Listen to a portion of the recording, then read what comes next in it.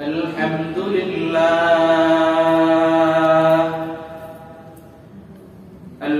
لله نحمده ونستعينه ونستغفره ونؤمن به ونتوكل عليه ونعوذ بالله من شرور أنفسنا ومن سيئات أعمالنا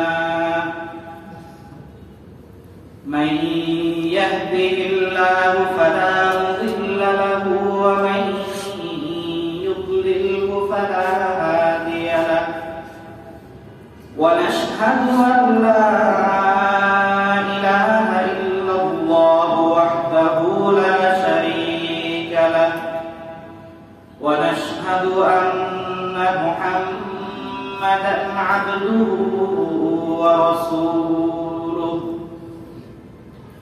الذي أرسل إلى كافة للناس بشيرا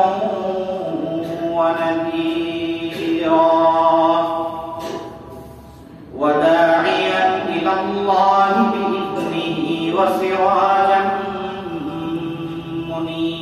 منيرا قال الله تبارك وتعالى في كلامه المجيد وفرقانه الحميد أعوذ بالله من الشيطان الرجيم بسم الله الرحمن الرحيم سبحان الذي أسرى بعبده ليلا من المسجد الحرام إلى المسجد الأقصى الذي باركنا حوله لنريه من آياتنا إنه هو السميع البصير وقال رسول الله صلى الله عليه وسلم فرضت على النبي صلى الله عليه وسلم ليلة أسري به الصلوات 50 إلى آخر الحديث أو كما قال عليه الصلاة والسلام صدق الله مولانا العظيم وصدق رسوله النبي الكريم ونحن على ذلك لمن الشاهدين والشاكرين والحمد لله رب العالمين درود إبراهيم اللهم صل على محمد وعلى آل محمد كما صليت على إبراهيم وعلى آل إبراهيم إنك حميد مجيد اللهم بارك على محمد وعلى آل محمد كما باركت على إبراهيم وعلى آل إبراهيم إنك حميد مجيد حبيب خدا أشرف أنبياء كعرش مجيد اشكوت متكى بلغ العلا بكماله كشف الدجى بجماله حسنت جميع خصاله صلوا عليه وآله بلغ العلا بكماله كشف الدجى بجماله حسنت جميع خصاله صلوا عليه وآله بلغ العلا بكماله كشف الدجى بجماله حسنت جميع خصاله صلوا عليه وآله صلى الله عليه وسلم صلى الله عليه وسلم صلى الله تعالى عليه وسلم اللهم بارك لنا في رجب وشعبان وبلغنا رمضان اللهم بارك لنا في رجب وشعبان وبلغنا رمضان الحمد لله আল্লাহ রাব্বুল আলামিনের দরবারে অসংখ্য অগণিত শুকরিয়া যে আল্লাহ রাব্বুল আলামিন আজকের এই পবিত্র জুমার দিনে আল্লাহর ঘর মসজিদে এসে সর্বাগ্রে স্বতঃস্ফূর্তভাবে হাজিরা দেওয়ার তৌফিক দান করেছেন। এজন্য সকলেই অন্তরের অন্তঃস্থল থেকে শুকরিয়া আদায় করি, বলি আলহামদুলিল্লাহ। মুহতারাম হাজিরিন, আমরা বর্তমানে যে সময়টা অতিক্রম করছি, বিশেষ করে আজকের এই দিন আরবি তারিখ হিসাবে 23শে রজব মাসের 23 তারিখ, এরপরে শাবান, এরপরে রমজান। রজব আর শাবানের মধ্যে আল্লাহর হাবিব মুহাম্মদুর রাসূলুল্লাহ সাল্লাল্লাহু আলাইহি ওয়াসাল্লাম স্পেশাল আমাদেরকে আলাদা দোয়া শিখিয়েছেন, আল্লাহুম্মা বারিক লানা ফি রজব ওয়া শাবান ওয়া বাল্লিগনা রমাদান।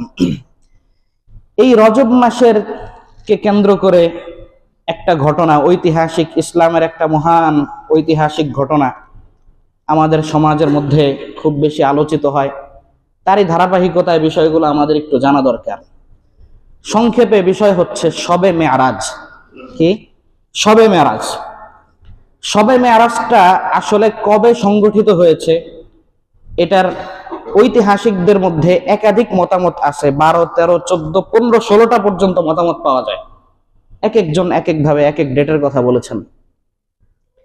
এর কারণ হলো আগের যুগে, ব্যাপারটা তো আজকের না, আজ থেকে প্রায় 1450 বছর আগের ঘটনা, তাই না? আগের যুগে এরকম ডেট সংরক্ষণ করা, তারিখগুলো লিপিবদ্ধ রাখা, বর্তমান সময়ে আমরা যতটা গুরুত্বের সাথে রাখি, আগের যুগে ওইভাবে রাখা হতো না। আমাদের অনেকের বাবাদের জীবনী অথবা দেখবেন যে অনেকের দাদার জন্মটাও উনি নিজে স্পষ্ট বলতে পারছেন না, যে কত সালে ওনার জন্ম হয়েছে, কোন ডেটে ওনার জন্ম হয়েছে, এটা উনি স্পষ্ট বলতে পারতেন না। সমাজের অবস্থার পরিপ্রেক্ষিতে আধুনিকতা আসছে, নতুন হিসাব নিকাশ সামনে আসছে। এখন তো প্রত্যেকের জন্য রাষ্ট্রের পক্ষ থেকে আলাদা পার্মানেন্ট অ্যাড্রেস তৈরি করে দেওয়া, অপরাধ দমনের জন্য দরকার এগুলো। যাই হোক, তবে আমি ইতিহাসের মুলাক্খাস, মূল কথাটা বলতে চাচ্ছি। আল বিদায়া ওয়ান নিহায়া, ঐতিহাসিক ইসলামী গ্রন্থ, আল্লামা ইমাদউদ্দিন ইবনে কাসির রাহমাতুল্লাহি আলাইহি, উনিও একাধিক বিষয় সামনে এনে প্রসিদ্ধ মতামত যেটা, সেটা হচ্ছে এই রজব মাসের 26তম দিবাগত রাত্রি, রজব মাসের 26তম দিবাগত রাত্রিতে নবীজির মেরাজ হয়েছে। এবার আসি, মেরাজের প্রেক্ষাপটটা কি ছিল, আসলে মেরাজটা কিভাবে হলো, সূচনাটা কিভাবে? সংক্ষেপ কথা হলো, আল্লাহর হাবিব সাল্লাল্লাহু আলাইহি সাল্লাম যখন পৃথিবীতে এসেছেন, নবীজির আগের নবী হযরত ঈসা আলাইহিস সালাতু ওয়াস সালাম থেকে নিয়ে নবীজি পর্যন্ত মাঝখানে বিশাল দীর্ঘ একটা গ্যাপ তৈরি হয়েছে, প্রায় 500 বছরের। ইতিহাসে আইয়ামে জাহেলিয়াত নামে এটা সংজ্ঞায়িত। মানুষ অন্যায়, অনাচার, ব্যভিচার, পাপাচার, অশ্লীলতা, বেহায়াপনা, বেলল্লাপনা, নানান অপকর্ম, এমন কোন খোদ বাইতুল্লাহর মধ্যে কি বিবস্ত্র অবস্থায় মানুষ তওয়াফ করতো? নাউযুবিল্লাহ। আল্লাহ পাক বলেন, যুলুমাতুম বা'দুহা ফাওকা বা'দ ইযা আখরাজা ইয়াদাহু লাম ইয়াকাদ ইয়ারাহা ওয়া মান লাম ইয়াজআলিল্লাহু লাহু নূরান ফামা লাহু মিন নূর। সমাজের অবস্থা এমন হয়ে গিয়েছিল, আল্লাহ পাক এক কথায় বলছেন, যুলুমাতুম বা'দুহা ফাওকা বা'দ, অন্ধকারের উপর অন্ধকার। কেমন অন্ধকার? উপমা দিয়ে বোঝাচ্ছেন। ইযা আখরাজা ইয়াদাহু লাম ইয়াকাদ ইয়ারাহা, পাপের পৃথিবীতে সমাজের মানুষগুলো অন্ধকারের মধ্যে, পাপ রাশির মধ্যে এমন ভাবে নিমজ্জিত হয়ে গিয়েছিল, সেই অন্ধকারটা যদি বাস্তবতায় রূপ দেওয়া হয়, বান্দা যদি তার হাত বের করে নিজের হাতটাও দেখবে না, এমন অন্ধকার। এরকম গুনাহ পাপ রাশির মধ্যে মানুষ যখন এভাবে ডুবেছিল, আল্লাহর হাবিব সাল্লাল্লাহু আলাইহি সাল্লামকে আল্লাহ তাআলা পাঠাইলেন। আল্লাহ তাআলা পাঠানোর পর ধাপে ধাপে সময়গুলো অতিবাহিত হচ্ছে। as-সাদিকুল আমিন সকলের মাঝে সিরাতের আলোচনা করতে যাচ্ছি না। যখন প্রাতিষ্ঠানিক নবুয়ত আল্লাহর হাবিব সাল্লাল্লাহু আলাইহি সাল্লাম লাভ করলেন, নবীজি তো আগের থেকেই নবী, কিন্তু যখন এটার ঘোষণা প্রাতিষ্ঠানিকভাবে যখন চলে আসলো, ইয়া আইয়ুহান নাস কুলু লা ইলাহা ইল্লাল্লাহ তুফলিহুন, সমাজের 10 জনের তালে চলা একটু সহজ, কিন্তু যুগে যুগে বীর পুরুষ মর্দে মুজাহিদ তারাই হয় যারা স্রোতের বিপরীতে চলতে পারে। স্রোতের বিপরীতে চলা অনেক কঠিন। সারা পৃথিবী একদিকে, নবীজি মুহাম্মদুর রাসূলুল্লাহ সাল্লাল্লাহু আলাইহি ওয়াসাল্লাম একত্ববাদের স্লোগান নিয়ে, এক আল্লাহ পাকের স্লোগান নিয়ে উম্মতের সামনে বললেন, ইয়া আইয়ুহান নাস, হে ওই সকল লোকেরা, হে আল্লাহর বান্দারা, মন থেকে স্বীকার করে নাও তোমাদের রব হচ্ছে আল্লাহ। তোমাদের রব কে? আল্লাহ। ইন্নাল্লাযীনা তাদউনা মিন দুনিল্লাহি লা ইয়াখলুকু যুবাবান ওয়ালাউ ইজতামাউ লাহ, সূরা হজের মধ্যে আল্লাহ স্বয়ং আয়াত নাযিল করে বলছেন, যে সকল মূর্তি প্রতিমার পূজা তোমরা করো, এরা এত দুর্বল, এত দুর্বল, এদের সামনে ভোগ দেয়, খাবার দেয়, দেয় না মানুষ, বিভিন্ন মিষ্টান্ন দাও, লা ইয়াখলুকু যুবাবান ওয়ালাউ ইজতামাউ লাহ, একটা মাছিও তারা তৈরি করতে পারে না। তাদের খাবারের মধ্যে যেই মাছিটা সামনে বসে, এই মাছিটা তাড়ানোর সাধ্য তাদের নাই। নবীজি এইভাবে উম্মতকে বুঝাইলেন। বিপরীতে ফলাফল কি হলো? বাপদাদার আগের যুগের ধর্ম থেকে নবীজি সাল্লাল্লাহু আলাইহি ওয়াসাল্লাম দাওয়াত দিচ্ছেন, নবীজির উপর আক্রমণ শুরু হইল, নির্যাতন শুরু হলো নবীজির উপর। সে বিশাল লম্বা ফিরিস্তি, নবীজি সেজদায় গেলেন, নামাজের মধ্যে পচা ময়লা উটের ভুঁড়িগুলো ওনার উপর চাপিয়ে দেওয়া হলো। সিদ্দিক আকবর হযরত আবু বকর রাদিয়াল্লাহু তাআলা আনহুকে আক্রমণ করতে করতে কাবার চত্বরে বেহুশ করে ফেলে দেওয়া হলো। এরকম চতুর্দিক থেকে শিয়াবে আবু তালিবের মধ্যে নবীজিকে বন্দী করে রাখা হলো। সামাজিক ভাবে যখন নবীজি সাল্লাল্লাহু আলাইহি সাল্লাম এক ধরনের অসহযোগ আন্দোলন, যখন বয়কটের সম্মুখীন উনি হলেন, ওই সময় ঘরের বাহিরে উনি যার থেকে যে উনাকে শেল্টার দিতেন, আপন চাচা আবু তালেব। আপন চাচা কি? আপন চাচা আবু তালেব ইসলাম গ্রহণ করেননি, কিন্তু ভাতিজার প্রতি সার্বক্ষণিক সর্বোচ্চ পর্যায়ে সফট কর্নার মায়া মহাব্বত সর্বোচ্চ ছিল। এবং আরবের সম্ভ্রান্ত ব্যক্তি হওয়ার সুবাদে উনি সর্বোচ্চ পর্যায়ে শেল্টার দিতে পারতেন। ঘরের ভিতরে নিজের প্রিয়তমা স্ত্রী হযরত খাদিজাতুল কুবরা রাদিয়াল্লাহু তাআলা আনহা, এই দুইজন মানুষ। বাহিরে নবীজিকে সান্ত্বনা দেন কে? বাহ্যিকভাবে আশ্রয় দেন কে? চাচা যান আবু তালেব। আর ঘরের ভিতরে সান্ত্বনা দেন কে? স্ত্রী প্রিয়তমা হযরত খাদিজাতুল কুবরা রাদিয়াল্লাহু তাআলা আনহা। অল্প সময়ের ব্যবধানে আল্লাহ পাক দুইজনকে তুলে নিলেন। চাচা জানো ইন্তেকাল করলেন, নিজের প্রিয়তমা স্ত্রীও কি করলেন? ইন্তেকাল করলেন। বলেন, এবার পুরা সমাজ যার বিরুদ্ধে, যে সমাজের মধ্যে এক ধরনের বয়কটের শিকার, তার সান্ত্বনার জায়গাগুলো যখন শেষ হয়ে যায়, বিপদ মুসিবতের কি পাহাড় তার উপর চাপানো হয় বলেন। এরকম পরিস্থিতিতে নবীজি সাল্লাল্লাহু আলাইহি ওয়াসাল্লাম এক ধরনের মনে কষ্ট পেয়ে আশাহত হয়ে মক্কা ছেড়ে গেলেন তায়েফে। তায়েফে যাওয়ার পর একই ঘোষণা, ইয়া আইয়ুহান নাস কুলু লা ইলাহা ইল্লাল্লাহু তুফলিহুন, আল্লাহর বান্দারা, কোনো সন্দেহ নাই আল্লাহ তোমাদেরকে সৃষ্টি করেছেন, আল্লাহর সাথে শরীক করো না। এই মূর্তিগুলো নিজ হাতে তোমরা তৈরি করছো, আল্লাহর সাথে এগুলি শরীক করো না, আল্লাহর ইবাদত করো।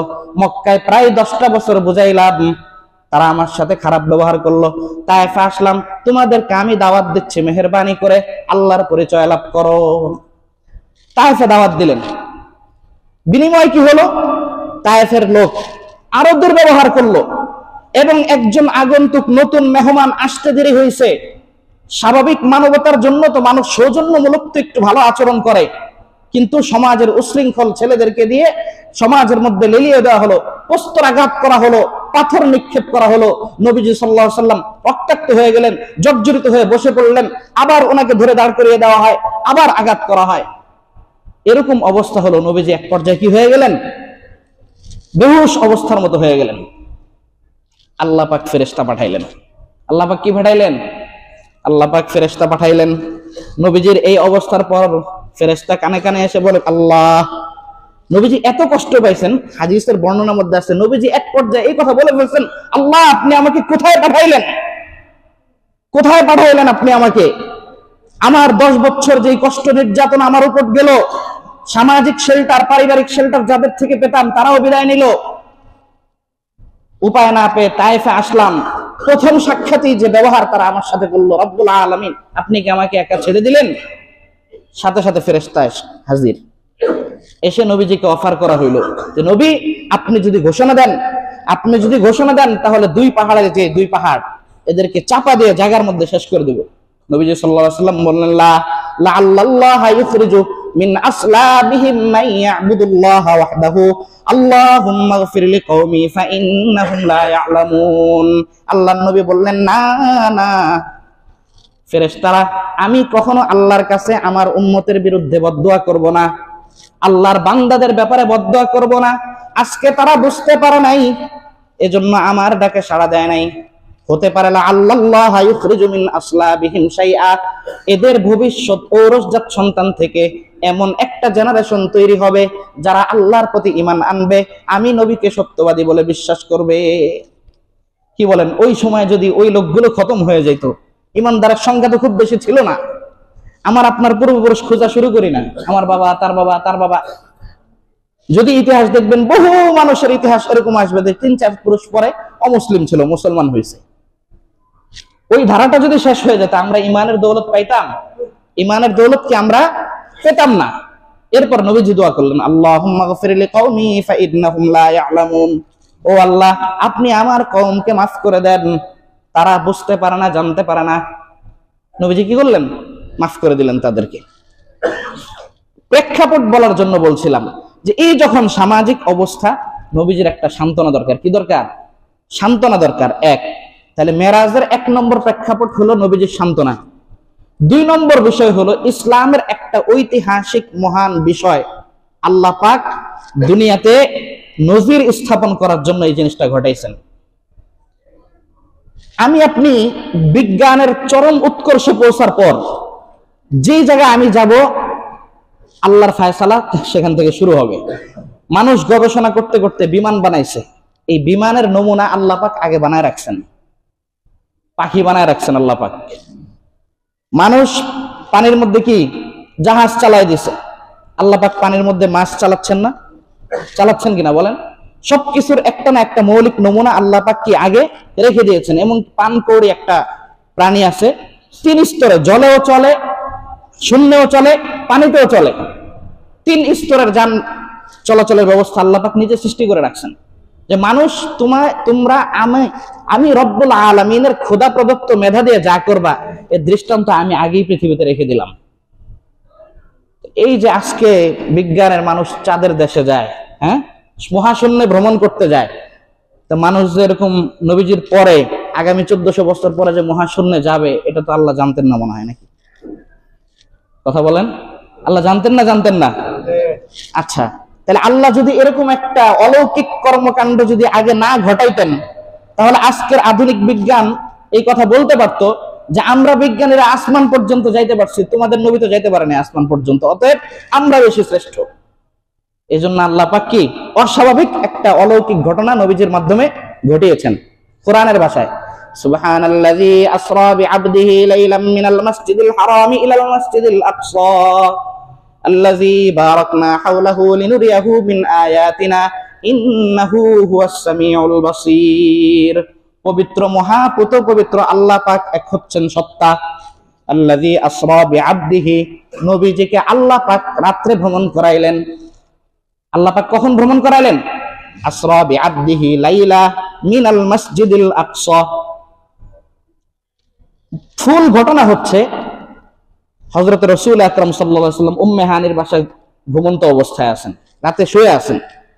হঠাৎ করে দেখলেন যে ছাদটা ফাঁকা হয়ে গেল। কি হয়ে গেল? ছাদ ফাঁকা হয়ে গেল। ফেরেশতা আসলো, নবীজিকে নিয়ে গেলেন। ছাদ ফাঁকা হলো, ছাদ আবার লেগে গেল। কেন? দরজা দিয়ে গেলে সমস্যা ছিল কি? শুরুতেই আল্লাহ পাক নবীজিকে বুঝিয়ে দিচ্ছেন, হাবিব প্রস্তুত থাকেন, অস্বাভাবিক কিছু ঘটবে এখন। মাঝে মাঝেই তো ওহী আসতো না? এই জন্য শুরুতেই প্রস্তুত, অস্বাভাবিক কিছু ঘটতে যাচ্ছে, আপনি প্রস্তুত থাকেন। ছাদ ফাঁকা করা হলো। এরপর নবীজি সাল্লাল্লাহু আলাইহি সাল্লামকে নিয়ে বাইতুল্লাহ চত্বরে হাতিমে কাবার এখানে নেওয়া হলো। ওখানে নিয়ে এরপর নবীজি সাল্লাল্লাহু আলাইহি সাল্লামের, আমি সংক্ষেপে খালি মূল কথাগুলো বলে যাচ্ছি, ওখানে নিয়ে নবীজি সাল্লাল্লাহু আলাইহি সাল্লামের সিনা চাক করা হলো, বক্ষ বিদীর্ণ, ওপেন হার্ট সার্জারি বলতে পারেন, বক্ষ বিদীর্ণ করা হলো। কি করা হলো? বক্ষ বিদীর্ণ। সহিহ মুসলিমের লম্বা বর্ণনা, মুসলিম শরীফের মধ্যে। এরপর সুম্মা উতিয়া বিহি বিতাসতিম মিন যাহাবিন মামলুআতিন হিকমাতান ওয়া ঈমানান, বক্ষ বিদীর্ণ করে ওনার যে হাড়টা আছে এই হাড়টাকে জমজমের পানি দিয়ে ধোয়া হলো। কি করা হলো? জমজমের পানি দিয়ে হাড় ধুয়ে এরপর ঈমান এবং হিকমত দ্বারা নবীজি সাল্লাল্লাহু আলাইহি সাল্লামের ওই হাড়টাকে পরিপূর্ণ করে দেওয়া হলো। জীবনে 3 বার নবীজির এমন হয়েছিল, একটা হচ্ছে এই মেরাজের মধ্যে, আর একটা শিশুকালে ওই যে দুধ পানের সময়। মেরাজের সময়কার উদ্দেশ্য ছিল ঊর্ধ্ব জগতে ভ্রমণ করবেন, নবীজির স্বাস্থ্যকে উপযোগী করে তোলা ঊর্ধ্ব জগতের জন্য, আর আল্লাহ পাকের সাথে সাক্ষাতে যাবেন। হার্টটাকে দুনিয়ার মানবীয় অবস্থা থেকে একটু পরিষ্কার করে আল্লাহ পাকের জন্য দরবারে যাওয়ার উপযোগী করে নবীজিকে নেওয়ার জন্য উদ্দেশ্য ছিল এটা। এরপর নবীজিকে কি মসজিদুল হারাম থেকে মসজিদে আকসায় নেওয়া হলো। কিসের মাধ্যমে? বুরাকের মাধ্যমে। কিসের মাধ্যমে? বুরাক শব্দটা বারকুন থেকে আসছে। বারকুন শব্দের অর্থ হলো বিদ্যুৎ। বারকুন থেকে বুরাক এমন এক ধরনের বাহন যার গতি হচ্ছে, লেখা হয় এরকম, দৃষ্টির শেষ, উন্মুক্ত জায়গা যখন আপনি তাকাবেন আপনার দৃষ্টির শেষ সীমা যেখানে, ও পরবর্তী পা অথবা লাফ দিয়ে এক লাফে ওই পর্যন্ত যাবে।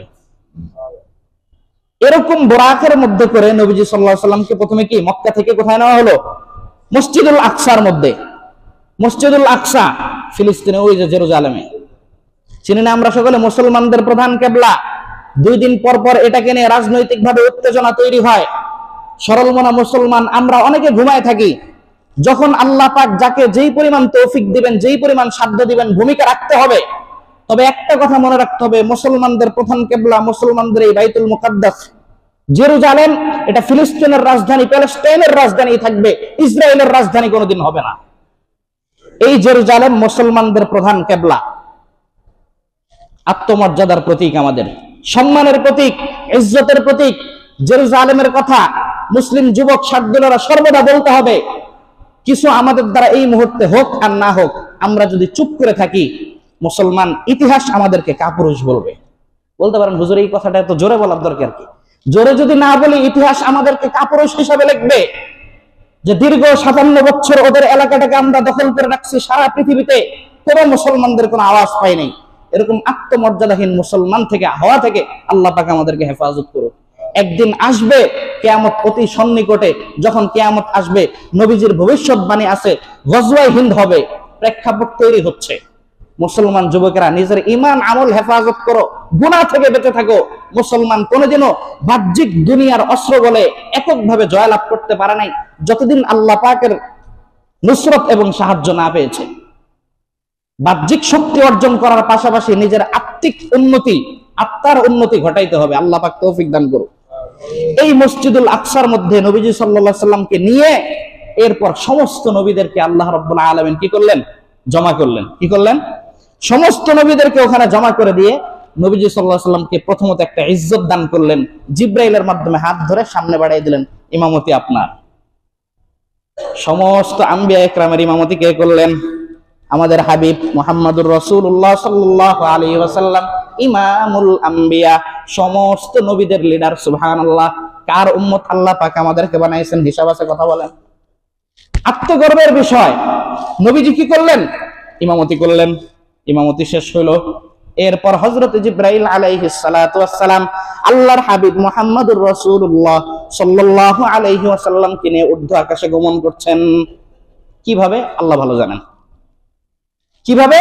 আল্লাহ ভালো জানেন। আমরা ইমানদার, এখানে আমাদের যুক্তি দিয়ে বুঝাইতে হবে না। কেমনে নিয়ে যাচ্ছে? আল্লাহ যেভাবে নেওয়া সেভাবে নিচ্ছে। এই যুগে নীল আর্মস্ট্রং সে যে চাঁদে গেছে, আপনারা বিশ্বাস করেন নাই? কেন করছি? মানুষ গেছে না? মানুষ সে নিজে যান তৈরি করে, মানুষের বানানো যন্ত্র ব্যবহার করে গেছে, আর আল্লাহ নিতে পারে না? আমাদের সমাজেও তো অনেক ঘটনা এরকম শোনা যায়, বাস্তবিক ঘটনা। বাচ্চা বাসায় ঘুমাইতেছে, ভালো করে হাঁটতে ফিরতে পারে না, চলতে পারে না, সকালবেলা উঠে দেখা যায় প্রায় 7 তলা পরিমাণ উঁচু গাছের উপরে। কেন? জিনে ধরে নিয়ে গেছে। জিন জিন এটা সত্য। অনেকে আবার বলে যে ভূত বলতে কিছু নাই, এটা বৈজ্ঞানিক ভাবে স্বীকৃত না। জিন ভূত আপনি শব্দ বাদ দিয়ে দেন, শব্দ নিয়ে যদি আপনার সাথে মতানৈক্য হয় আপনি শব্দ বাদ দেন, জিন বলেন। জিন আছে, ওমা খালাকতুল জিন্না ওয়াল ইনসা ইল্লা লিয়াবুদুন, জিন্নাতদের হিসাব হবে। তাইলে এই যে বাচ্চা ঠিকমতো চলাফেরা করতে পারে না, হাঁটতে পারে না, গাছে উঠতে পারে না, ও 7 তলা পরিমাণ উঁচু গাছের মধ্যে মগডালের মধ্যে বসে বসে নামাজ পড়তেছে, আজীব অবস্থা। তো চোখে দেখা জিনিস কিভাবে সম্ভব? আল্লাহ পাক নিয়ে গেলেন। আল্লাহ পাক কি নবীজি সাল্লাল্লাহু আলাইহি সাল্লামকে নিলেন, যাওয়া শুরু হইল। কি শুরু হলো? নবীজির ভ্রমণ এবার মেরাজ। বুঝেন, মক্কার বাইতুল্লাহ থেকে মসজিদুল হারাম থেকে মসজিদুল আকসা পর্যন্ত যে ভ্রমণটা, এটাকে বলা হয় ইসরা। ইসরা রাতের ভ্রমণ। আর মসজিদুল আকসা থেকে নিয়ে আল্লাহ পর্যন্ত সিদরাতুল মুনতাহা পার হয়ে আরশ পর্যন্ত যে ভ্রমণ, ওইটাকে বলা হয় মেরাজ। উরুজ থেকে ঊর্ধ্ব ভ্রমণ, সিঁড়ি সিঁড়ি। আল্লাহ পাক কুদরতি সিঁড়ি ইন্তজাম করে কি ওনাকে নিয়ে গেছেন ওখানে। আত্ম উপলব্ধির জন্য বলি, বর্তমান পৃথিবীতে বিজ্ঞানীরা গবেষণা করছে, এই যে পৃথিবীটা একটা গোলক, গোল গোল জিনিস, গোল বস্তু, ঘূর্ণায়মান। কেমন গোল? একেবারে বলের মতো গোল না, অনেকটা কমলার মতো গোল, একটু দুই সাইড হালকা চাপা গোল। এই গোলটা একটা মাঝখানে মহাশূন্যে ভাসমান। এই পৃথিবীর চতুর্দিকে মহাশূন্যতাকে বেষ্টন করে আছে। কথাগুলো একটু জটিল, প্রাথমিক বৈজ্ঞানিক নলেজ থাকলে বুঝতে সুবিধা হবে। বিমান ওড়ে না, বিমানটা কোথায়? কোনো কিছুর সাথে ঠেকনা দেওয়া আছে? কোনো পিলারের সাথে, কোনো পাহাড়ের সাথে ধাক্কা খেয়েছে? শূন্যে। তাহলে এই বিমানটাকে কে বেষ্টন করে আছে? বলে আল ফিজাউল খালি মা বাইনাস সামাই ওয়াল আরদ। এই আসমান জমিনের মাঝে এই যে খালি জায়গা, শূন্য যে জায়গাটা, এই শূন্য জায়গাটাই তাকে বেষ্টন করে আছে। তদ্রুপ পৃথিবীকে শূন্য জায়গা বেষ্টন করে আছে। পৃথিবী থেকে এই যে শূন্য জায়গাটা, এই শূন্য জায়গার প্রশস্ততা কতটুকু? কোন কোন রিওয়ায়াতের মধ্যে আছে 500 বছর। কত বছর? 500 বছর। ইসরায়েলি রিওয়ায়াত, তবে ইসরায়েলি বর্ণনা যদি কোরআন হাদিসের সাথে স্পষ্ট, কোরআন হাদিসের মূলনীতির সাথে সাংঘর্ষিক না হয়, তাহলে এক্ষেত্রে শরীয়তের মূলনীতি হলো ইসরায়েল রিওয়ায়াত দ্বারা মানে শিক্ষা গ্রহণ সম্ভব। আর যদি আপনার ইসরায়েলি রিওয়ায়াত মানতে মনে না চায়, তাহলে এই হাদিস বাদ দেন। আপনার বিজ্ঞানীদের তথ্য দেখেন। বিজ্ঞানীরা যে সমস্ত নক্ষত্ররাজি আবিষ্কার করছে, তার মধ্যে সবচেয়ে দূরের যে নক্ষত্রটা তারা বলে উল্লেখযোগ্য একটা দূরের নক্ষত্র হলো কুয়াশার নক্ষত্র। তারা হিসাব দিছে পৃথিবী থেকে এই কুয়াশার নক্ষত্রের দূরত্ব হচ্ছে 1000 কোটি আলোকবর্ষ। তার মানে হিসাব অনুযায়ী আলোর গতি কত? সেকেন্ডে 1,86,000 কিলোমিটার, তাই না? সেকেন্ডে 1,86,000 মাইল। অতএব যদি সেই কুয়াশার নক্ষত্র পর্যন্ত পৌঁছতে হয়, বিজ্ঞানীদের থিওরি অনুযায়ী এমন যানবাহন আবিষ্কার হতে হবে যেটা প্রতি সেকেন্ডে যখন 1,86,000 মাইল যাবে, ওদের হিসাব অনুযায়ী ওই নক্ষত্র পর্যন্ত পৌঁছতে লাগবে 1000 কোটি বছর। আর ভালো করে বুঝেন, যত গ্রহ নক্ষত্র যা বিজ্ঞানীরা অস্তিত্ব পাইছে এখনো পর্যন্ত পায় নাই, সবগুলো প্রথম আসমানের নিচে এই মহাশূন্যের মধ্যে ভাসমান। তার মানে পৃথিবীর চতুর্দিকে যে মহাশূন্যটা তাকে বেষ্টন করে আছে, এই মহাশূন্যের দূরত্ব কতটুকু? 500 বছর। এই মহাশূন্য অতিক্রম করতে পারলে এরপরে আসবে আসমানের বর্ডার। অনেক বিজ্ঞানী বলে আসমান বলতে কিছু নাই, যা চোখে দেখে না তারা তো তা বিশ্বাস করবে না, তাদের মূলনীতিটা। আমরা তো বলি আসমান আছে, আল্লাহর কোরআনের স্পষ্ট ঘোষণা, ওয়াস-সামাআ বানাইনাহা বিআইদিন ওয়া ইন্না লামুসিউন ওয়াল আরদা ফারাশনাহা ফানি'মাল মাহিদুন। আল্লাহর কোরআন বলছে ওয়াস-সামাআ বানাইনাহা, আসমান আমি বানাইলাম, জমিন আমি বানাইলাম। ঈমানদার আমাদের বিশ্বাস করার জন্য এতটুকুই যথেষ্ট। আসমান আছে, মহাশূন্যের পরে হচ্ছে সেই আসমান। এইবার সেই আসমানের দূরত্ব কতটুকু? আরো 500 বছর। কত বছর? আরো 500 বছর। তার মানে পৃথিবীর পরের যে মহাশূন্য, এটা হচ্ছে 500 বছর। মহাশূন্যের পরে আসমানের বর্ডার যেটা, এই আসমানের পুরুত্ব হচ্ছে আরো 500 বছর। এরপরে আবার মহাশূন্য 500 বছর, আবার দ্বিতীয় আসমান 500 বছর, আবার মহাশূন্য 500 বছর, আবার তৃতীয় আসমান 500 বছর। এইভাবে সপ্তম আসমান পর্যন্ত, কথা বলেন কত? 7টা আসমান পর্যন্ত। নীল আর্মস্ট্রং চাঁদে বিজ্ঞানী যে গিয়েছিল, সে গিয়ে ওখানে অনেকগুলি রিপোর্ট সংগ্রহ করে আসছে। হ্যাঁ, পৃথিবীতে মানবিক চাপ, মানুষের চাপ কমানোর জন্য যে ওখানে বসবাস উপযোগী করা যায় কিনা, পৃথিবীর মাটিতে এসে উনি কয়েকটা রিপোর্ট দিচ্ছে। তার মধ্যে একটা রিপোর্ট, মহাশূন্য চাঁদের দেশে যে উনি গিয়েছেন, ওই দেশের মধ্যে পর্যাপ্ত পরিমাণ মানুষ সুস্থভাবে বেঁচে থাকার জন্য যে আবহাওয়া দরকার, এই আবহাওয়া ওখানে নেই, এই অক্সিজেন ওখানে নাই। এরপর মানুষ থাকার জন্য তার ফসল লাগবে, বাম্পার ফলন তো দূরের কথা, ফসলই হবে না ওখানে। 2 নম্বর রিপোর্ট। 3 নম্বর রিপোর্ট, চন্দ্রের মধ্যে উনি দেখছেন কি, যে কালো একটা জায়গা দেখা যায়। কি এটাকে উনি গবেষণা করতে গেছে, কিন্তু গবেষণা করতে গিয়ে দেখা গেছে যে উনি যেই পরিমাণ অক্সিজেন পৃথিবী থেকে সংগ্রহ করে নিয়ে গেছেন, ওই পরিমাণ অক্সিজেন থাকবে না গবেষণা যদি শুরু করেন। এজন্য ওখান থেকে নমুনা সিম্পল নিয়ে দুনিয়াতে এসে গবেষণা করছেন। গবেষণা করে দেখা গেছে যে এটা ওই যে ইকতারাবাতিস সাআতু ওয়ান শাক্কাল কমার, ইকতারাবাতিস সাআতু ওয়ান শাক্কাল কমার। পয়গম্বর আরবি মুহাম্মদুর রাসূলুল্লাহ সাল্লাল্লাহু আলাইহি ওয়াসাল্লাম, কাফেররা প্রশ্ন করলো, ও নবী, আপনি যে সত্য নবী, একটা দলিল দেন। নবীজি বলেন, দলিলটা কি জমিনে দেব না আসমানে দেব, কথা বলেন। এইভাবে বলছেন কেন, আমি একটু মজা করে বললাম। মূল কথাটা কি, দলিলটা কোথায়? আসমানে। ইকতারাবাতিস সাআ, নবীজি ইশারা করছেন, চন্দ্র দ্বিখণ্ডিত হয়ে গেছে। কি হয়ে গেছে? এই যে এটার অস্তিত্ব পাওয়া গেছে, যে এইটা যে চন্দ্রটা কি দ্বিখণ্ডিত যে হইছে, সেটা বোঝা গেছে। তো এই নীল আর্মস্ট্রং, ইউরি গ্যাগারিন, তারা যে উপরে গেল, এটা তো পৃথিবীর নবীজির 1450 বছর পরে। তো যদি নবীজির মেরাজ ভ্রমণ না হইতো, আজকের 21 শতাব্দীতে আমরা দাঁড়িয়ে এই কথা অনেকেই বলে ফেলতে পারতাম যে আমরা তো বিজ্ঞানের উন্নতি করে ওই পর্যন্ত গেছি। কোথায়? নবী তো ওই পর্যন্ত যেতে পারেন নাই। না, নবীজি এর উপরে গিয়ে আসছেন। এর উপরে কি? আল্লাহর হাবিবকে আল্লাহ রাব্বুল আলামিন ভ্রমণ করিয়ে এনেছেন। যাই হোক, সংক্ষেপ কথা, নবীজি রোজ হলো, উপরের দিকে উঠতে চাইলেন। প্রথম আসমান যায়, খটখট আওয়াজ। প্রথম আসমানের মধ্যে হযরত জিবরাইল আলাইহিস সালাতু ওয়াস সালাম আওয়াজ দিলেন। ভিতর থেকে ফেরেশতা বলল, কে? বলে, আমি জিবরাইল। ওয়ামান মাআকা? নবিয়ুনা মুহাম্মাদুন সাল্লাল্লাহু আলাইহি ওয়াসাল্লাম। সাথে কে? বলে, আল্লাহর নবী। অনুমতি নিয়ে ঢুকতে হবে। এখান থেকে একটা শিক্ষা, এখান থেকে একটা শিক্ষা। সমস্ত ফেরেশতাদের সর্দারকে হযরত জিবরাইল, বড় ফেরেশতা, আর যাকে সাথে নিয়ে গিয়েছেন, কার অর্ডারে নিয়েছেন? আল্লাহর অর্ডার দেয়। আশরাফুল মাখলুকাতের মধ্যে সর্বশ্রেষ্ঠ, আল্লাহর পর সবচেয়ে বেশি যিনি দামি, আমাদের নবীজি মুহাম্মদ সাল্লাল্লাহু আলাইহি ওয়াসাল্লাম। ওনাকে নেওয়ার পর ওই আসমানে যায় ঠক ঠক আওয়াজ দিয়ে বলছেন, হাদিসের মধ্যে আসছে, অনুমতি নিয়ে ঢুকতে হয়েছে। এই জন্য এখান থেকে আমাদের শিক্ষণীয়, কারোর বাসায় অনুমতি ছাড়া ঢোকা যাবে না। কারোর বাসায় কি? কোরআনের ভাষায়, ইয়া আইয়ুহাল্লাযীনা আমানু লা তাদখুলু বুয়ুতান গায়রা বুয়ুতিকুম হাত্তা তাস্তানিসু ওয়া তুসাল্লিমু আলা আহলিহা যালিকুম খায়রুল লাকুম ইন কুনতুম তা'লামুন। আল্লাহ পাক স্বয়ং কোরআনের মধ্যে বলেন, হে ঈমানদাররা, তোমাদের কেউ যেন অন্যের ঘরে অনুমতি ছাড়া, সালাম দেওয়া ছাড়া প্রবেশ না করে। অনুমতি ছাড়া ঢোকা যাবে না। আরেকটা হাদিসের মধ্যে আরো ভয়ঙ্কর কথা নবীজি ধমক দিয়ে উম্মতকে বলেছেন, মানিত্তলা আলা বাইতি কওমিন, ও আমার উম্মতেরা, ভালো করে মনে রাখো, তোমাদের কেউ যখন কারোর অজ্ঞাত সারে, অজ্ঞ অবস্থায়, না জেনে গোপনে যখন কারো ঘরের ছিদ্র দিয়ে তাকাবে, বেড়ার ফাঁকা দিয়ে তাকাবে, দরজার চিপা দিয়ে এইভাবে তাকাবে, ফাকাদ হাল্লা আন ইয়াকফিউ আইনাইহি, নবীজির ভাষায় ওই মালিকের অধিকার আছে তার চোখ দুইটাকে সাথে সাথে উপড়িয়ে ফেলার।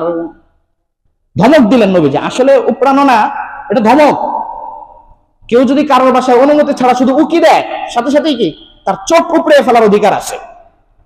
এটা আদব, ইসলামী শিষ্টাচারের অন্তর্ভুক্ত। নবীজি উপরে গেলেন, প্রথম আসমানে কার সাথে সাক্ষাৎ? আমাদের বাবা হযরত আদম আলাইহিস সালাতু ওয়াস সালামের সাথে সাক্ষাৎ। হযরত আদম, মারহাবান মারহাবান, হযরত নবীজি সাল্লাল্লাহু আলাইহি ওয়াসাল্লামকে অভ্যর্থনা জানাইলেন। এরপর আবার উপরে উঠে দ্বিতীয় আসমানে যায়, হযরত ঈসা ইয়াহইয়া আলাইহিস সালাতু ওয়াস সালামের সাথে সাক্ষাৎ। তৃতীয় আসমানে যায়, হযরত ইউসুফ আলাইহিস সালাতু ওয়াস সালামের সাথে সাক্ষাৎ। চতুর্থ আসমানে যায়, হযরত ইদ্রিস আলাইহিস সালাতু ওয়াস সালামের সাথে সাক্ষাৎ। পঞ্চম আসমানে যায়, হযরত হারুন আলাইহিস সালাতু ওয়াস সালামের সাথে সাক্ষাৎ। ষষ্ঠ আসমানে যায়, কালিমুল্লাহ মুসা আলাইহিস সালাতু ওয়াস সালামের সাথে সাক্ষাৎ। সপ্তম আসমানে যায়, হযরত ইব্রাহিম আলাইহিস সালাতু ওয়াস সালামের সাথে সাক্ষাৎ। সপ্তম আসমান শেষ। এবার জিব্রাইল ঠান্ডা, বলে, হুজুর আর যাওয়া সম্ভব না আমার পক্ষে, যদি সামান্য পরিমাণ যাই ফারুকে তাজাল্লি বাসুজাত পারাম, আমার ওই যে লক্ষ লাহু সিত্তুমিয়াতি জানাহিন, 600 পর বিশিষ্ট যে পাখা আমার, সব জ্বলে ভস্ম হয়ে যাবে। ওই জায়গার জন্য আল্লাহ পাক আপনাকে উপযোগী করছেন, আপনি যাবেন।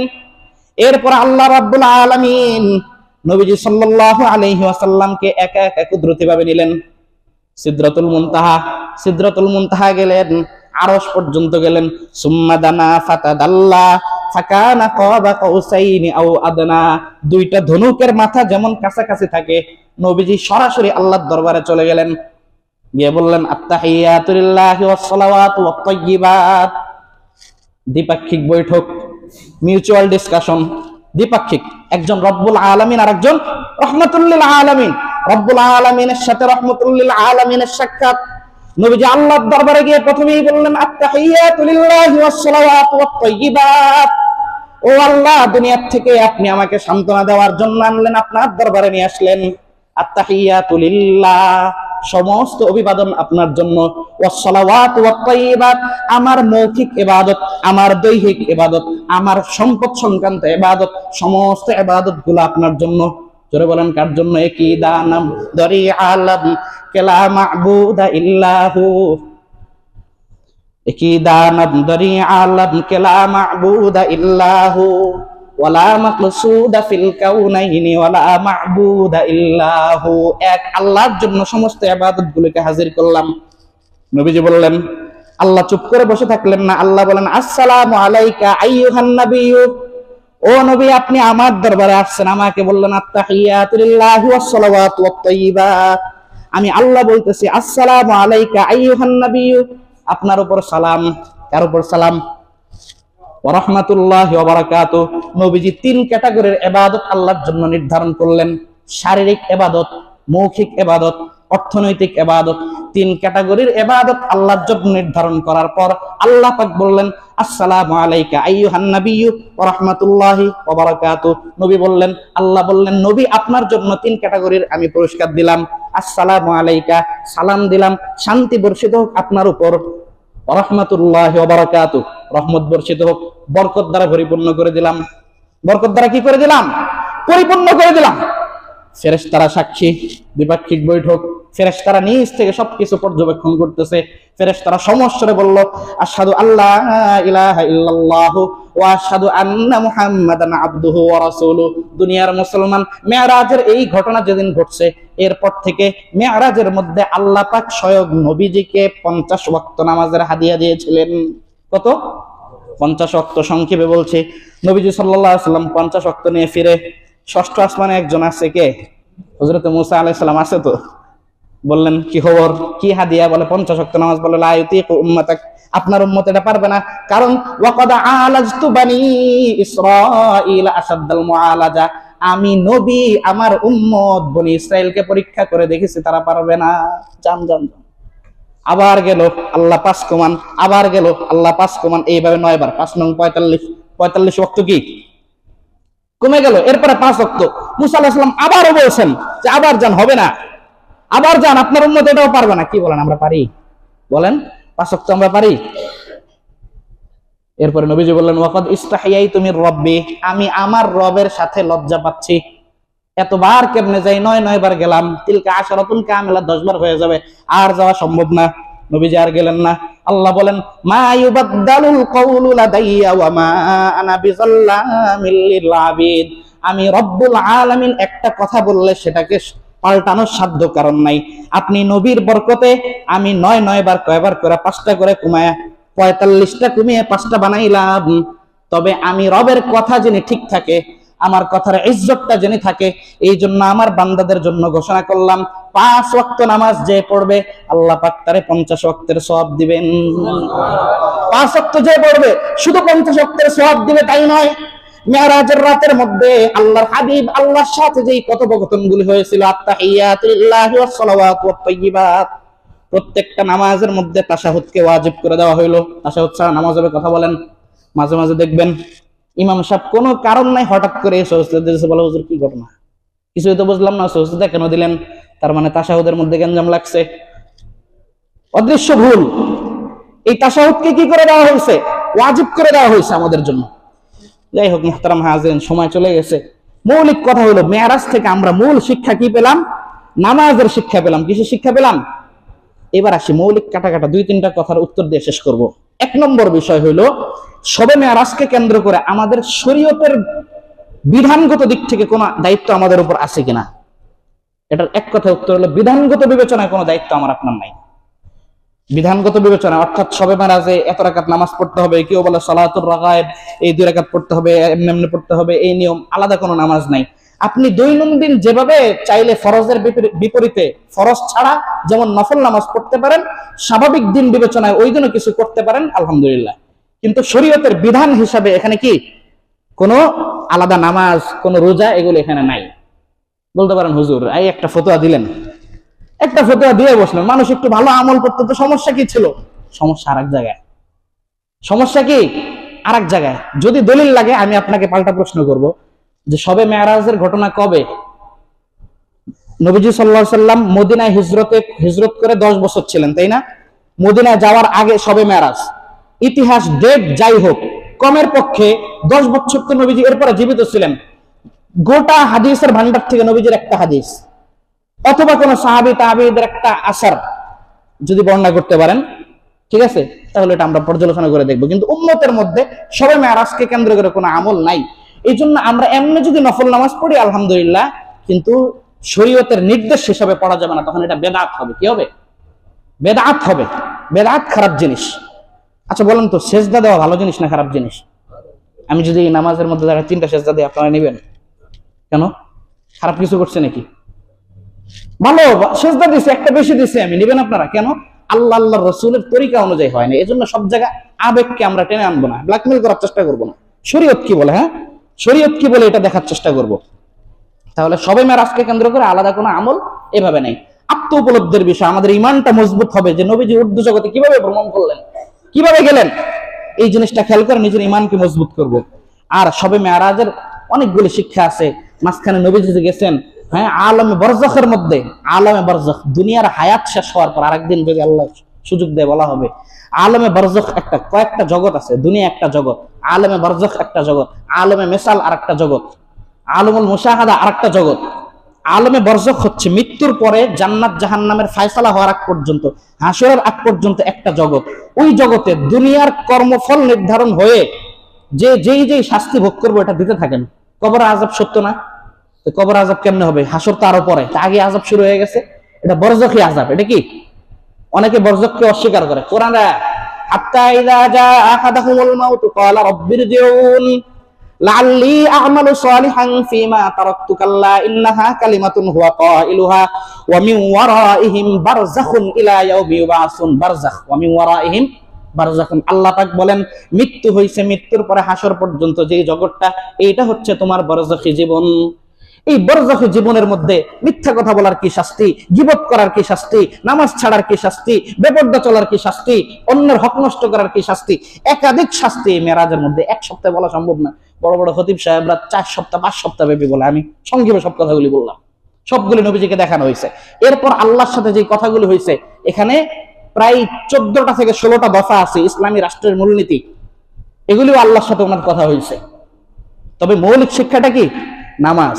এখান থেকে দেখেন সমাজে আবার অনেক ভণ্ডপীর আসছে, বিভিন্ন ওই যে আছে না, বিভিন্ন ইয়াপন্থী, হ্যাঁ খাজা বাবার দরবারে কেউ ফিরে না বাবা খালি হাতে, বলে যে মেরাজের মধ্যে আল্লাহ আল্লাহ রাসূলের মধ্যে আরো অনেক কথা হয়েছে, এটা আমরা জানি, এটা হুজুররা জানে না।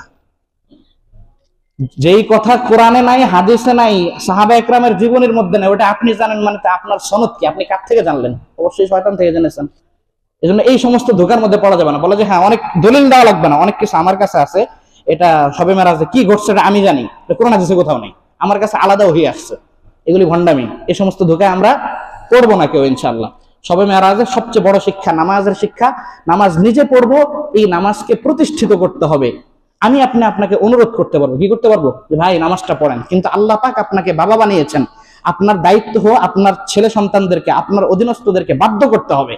আপনাকে আল্লাহ পাক সমাজের দায়িত্ব দিয়েছেন, আপনি এমপি, আপনি মন্ত্রী, আপনি রাষ্ট্রের কর্ণধার, আপনাকে প্রজাদের মধ্যে নামাজকে বাধ্যতামূলক করতে হবে। বলতে হবে যে আজান যখন হবে বাবারা দোকানগুলো বন্ধ করে দিতে হবে। এবার মানুষ প্রথমে একটু মানতে চাবে না, কিন্তু ভালো কাজ, মুসলমান যদি হয়ে থাকে অস্বীকার করবে না। আল্লাহ ব্যবসার মধ্যে বরকত দিবে, আর এই নামাজের মাধ্যমে সমস্ত গুনাহ থেকে বেঁচে যাবে। বাহ্যিক গুনাহগুলো পুলিশ প্রশাসন গোয়েন্দা বিভাগের মাধ্যমে নিয়ন্ত্রণ হবে, আর রাতের অন্ধকারের গোপনের গুনাহ যেখানে পৃথিবীর কেউ দেখে না, ওই সমস্ত গুনাহ থেকে মানুষ বেঁচে থাকবে নামাজকে যদি এইভাবে আমরা বাস্তবায়ন করতে পারি। নামাজ নিজে পড়তে হবে আর সাধ্য অনুযায়ী এটাকে প্রতিষ্ঠিত করতে হবে, তখন এটা হবে নামাজের কিয়াম, ইকামাতুস সালাহ, শরীয়তের একটা আলাদা জিম্মাদারি। আল্লাহ পাক রব্বুল আলামিন আমাদের প্রত্যেককে বিচ্ছিন্ন কথাগুলোর উপর আমল করার তৌফিক দান করুন, আমিন। ওয়া আখিরু দাওয়ানা আলহামদুলিল্লাহি রাব্বিল আলামিন। যারা ক্বাবলাল জুমা 4 রাকাত সুন্নাত পড়েনি, সুন্নাত আদায় করে নি।